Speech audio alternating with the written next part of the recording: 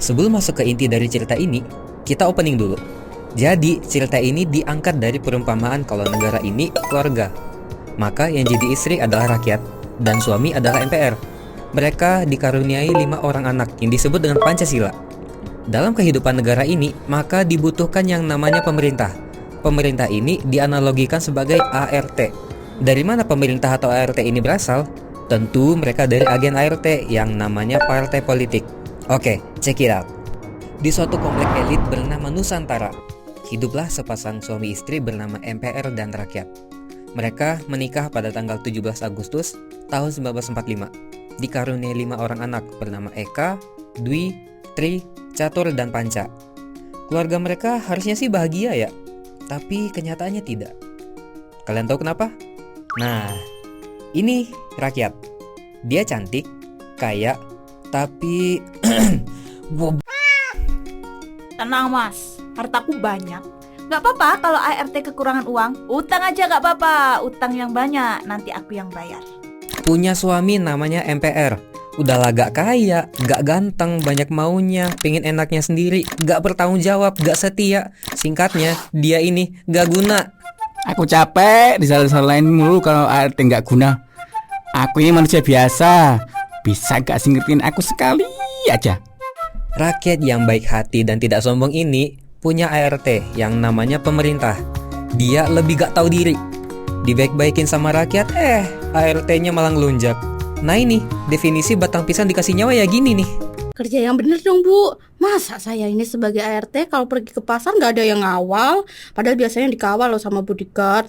Terus ini Bu, nanti kalau saya diculik gimana? Pokoknya Bu, rakyat harus kerja buat bayar saya, oke? Nah jadi, anggap aja keluarga yang terdiri dari rakyat, MPR, 5 anaknya, dan para ART ini adalah negara. Sampai sini paham gak ceritanya mau ke arah mana? Nah, kita tebak-tebakan dulu yuk.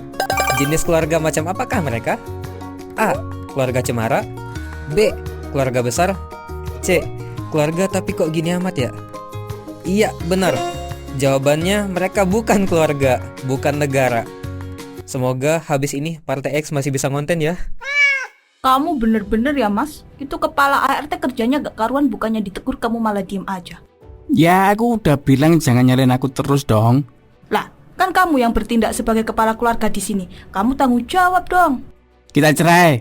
Loh, mas, kamu mau kemana? Jadi hari ini di tahun 2001 kita akan melaksanakan amandemen ke-3 UED 1945. Berdasarkan pertimbangan yang gak tahu gimana ceritanya, saya memutuskan bahwa pasal 1 ayat 2 yang sebelumnya berbunyi kedaulatan adalah di tangan rakyat dan dilakukan sepenuhnya oleh Majelis Permusyawaratan Rakyat diubah menjadi kedaulatan berada di tangan rakyat dan dilaksanakan menurut Undang-Undang Dasar. Sederhananya, saya memecat diri saya sendiri sebagai pelaksana kedaulatan rakyat. Sekian, terima kasih.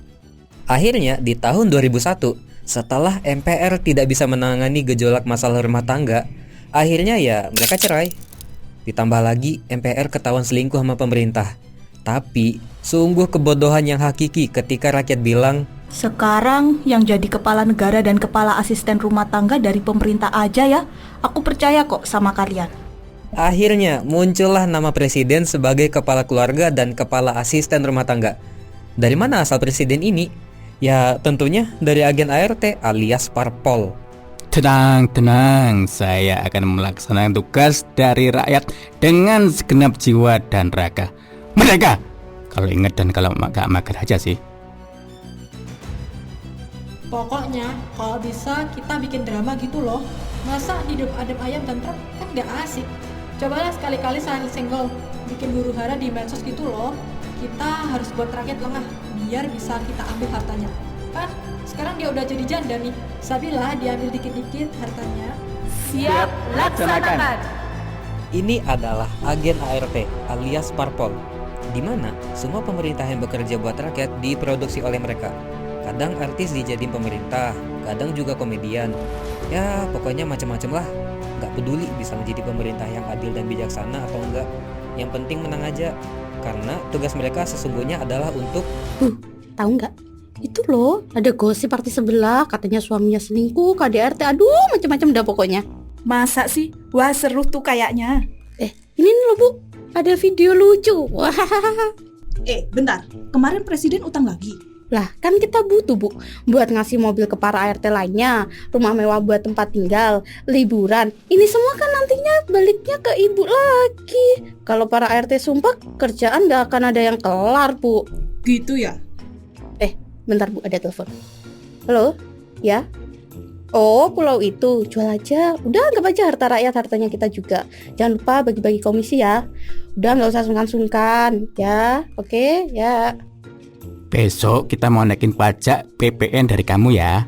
Jangan lupa bayar. Naikin berapa? 12% aja. Oh, cuma naik 1% aja. Oke. Jadi gimana?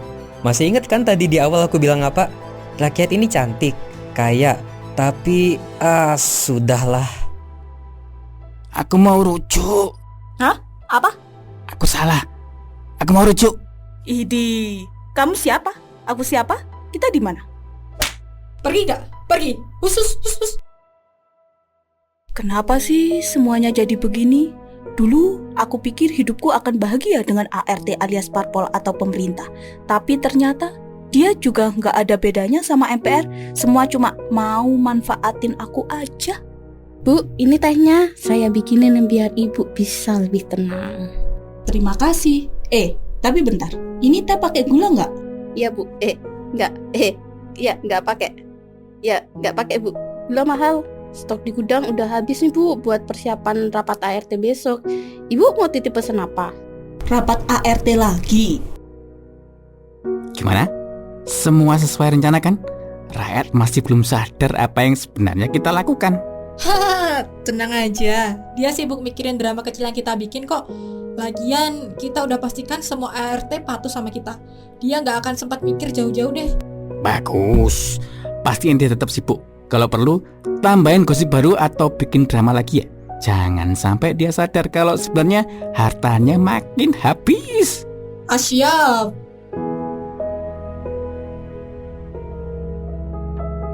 Kok kebanyakan ngelamun?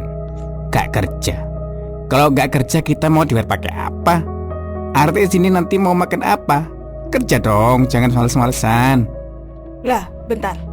Ini rumah kan rumahku, harta kan hartaku. Yang megang kedaulatan kan aku. Kok aku yang berasa jadi babu? Apa mungkin ini semua salahku juga? Aku terlalu percaya sama mereka. Aku membiarkan semuanya berjalan begitu aja. Gak pernah berani ngambil sikap. Tapi apa aku masih punya kesempatan untuk berubah? Nah loh, udah mulai mikir.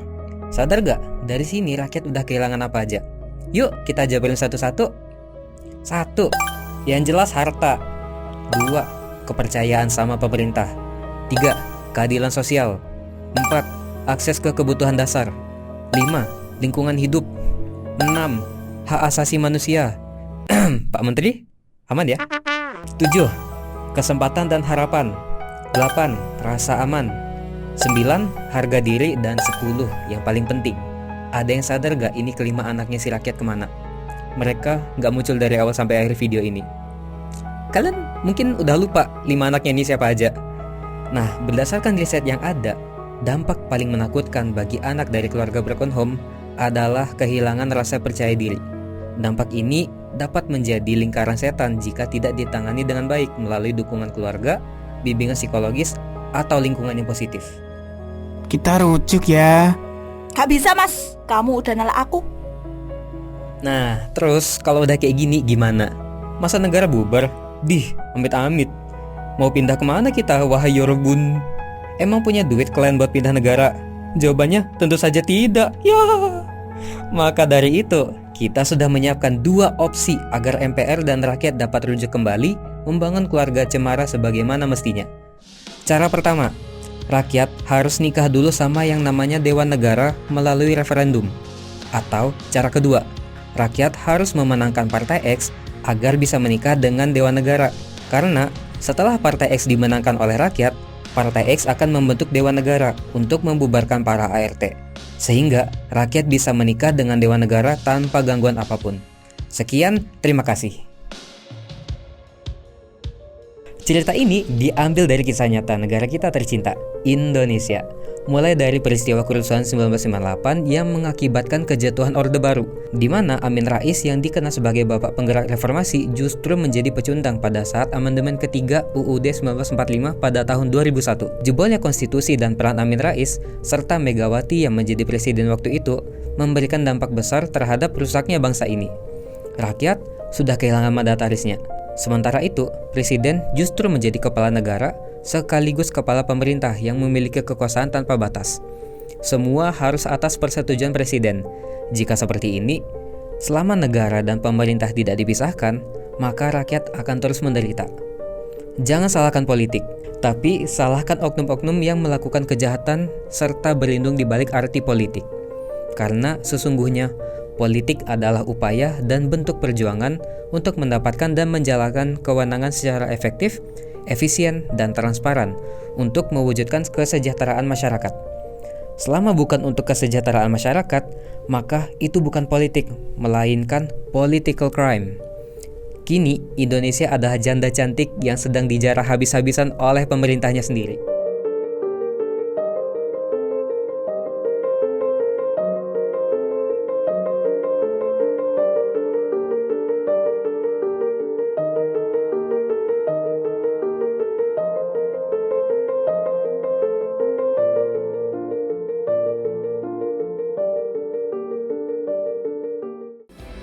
Kami ingin satu bangsa, satu kemana.